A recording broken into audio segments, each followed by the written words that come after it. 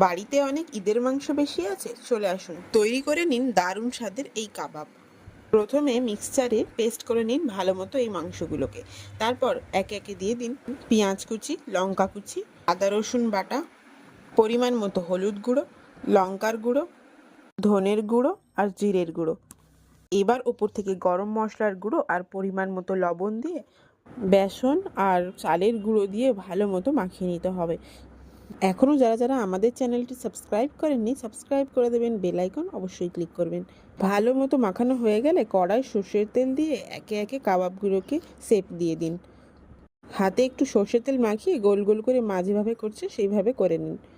আপনারা চাইলে অন্য রকম শেপও দিতে পারেন। এবার একে একে কাবাবগুলোকে ছেড়ে দিন আর ভালো মতো উল্টে পাল্টে লাল লাল হয়ে গেলে তুলে নিয়ে সার্ভ করুন পেঁয়াজ, লঙ্কা আর শসার সালাড দিয়ে। বাড়িতে অবশ্যই এই রেসিপিটি ট্রাই করবেন এবং জানাবেন কেমন হলো।